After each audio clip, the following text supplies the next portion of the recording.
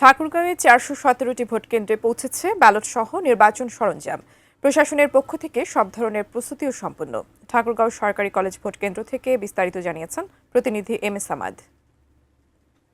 বেলা শেষে সন্ধ্যা নেমে এলো এবং এই রাতমহলে আগামীকাল অনুষ্ঠিত হতে যাচ্ছে ত্রয়োদশ জাতীয় সংসদ নির্বাচন এবং গণভোট। ঠাকুরগাঁয়ে ৪১৭টি ভোট কেন্দ্রে ইতিমধ্যে নির্বাচনের যে ব্যালট সহ সব ধরনের সরঞ্জাম পৌঁছে গিয়েছে এবং যারা প্রিজাইডিং কর্মকর্তা এবং ভোট গ্রহণকারী যারা কর্মকর্তা রয়েছেন তারা তাদের যে প্রস্তুতি এই প্রস্তুতি গ্রহণ করছেন। এবং ঠাকুরগাঁয়ের ৩টি সংসদীয় আসনে মোট এবারে ২০ জন প্রার্থী প্রতিদ্বন্দ্বিতা করছেন। ভোটাররাও শেষ সময়ে তারা অপেক্ষার প্রহর গুনছে যে আগামীকালকে দীর্ঘ সময় পরে তারা একই সঙ্গে জাতীয় সংসদ নির্বাচনের যে প্রার্থীতা দিয়ে যারা প্রার্থী রয়েছেন তাদেরকে ভোট দিবেন। অন্যদিক দিয়ে জুলাই সনদ বাস্তবায়নের যে গণভোট, এই গণভোটে তারা অংশগ্রহণ করতে পারবেন বা ভোটাধিকার প্রয়োগ করতে পারবেন। এছাড়াও জেলা রিটার্নিং কর্মকর্তার পক্ষ থেকে আইন শৃঙ্খলা পরিস্থিতি স্বাভাবিক রাখার জন্য ইতিমধ্যে জেলায় ৯ জন জুডিশিয়াল ম্যাজিস্ট্রেট, ২২ জন এক্সিকিউটিভ ম্যাজিস্ট্রেট, ১১ প্লাটুন সেনাবাহিনী, বিজিবি ৩২ প্লাটুন, র্যাবের ৩ প্লাটুন, প্রায় ১,২৫০ জন পুলিশ সদস্য এবং ৫,৪২১ জন আনসার সদস্য মোতায়েন করা হবে। এছাড়া 5টি স্ট্রাইকিং ফোর্স এবং মোবাইল টিম রাখবেন।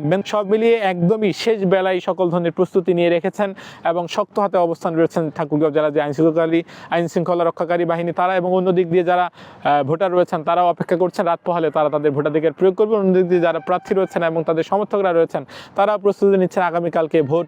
তারাও মনে করছেন এবং সকলে মনে করছেন আগামীকাল ভোট উৎসব হবে এবং উৎসবমুখর পরিবেশে যারা সাধারণ ভোটার রয়েছেন তারা তাদের ভোটাধিকার প্রয়োগ করবেন।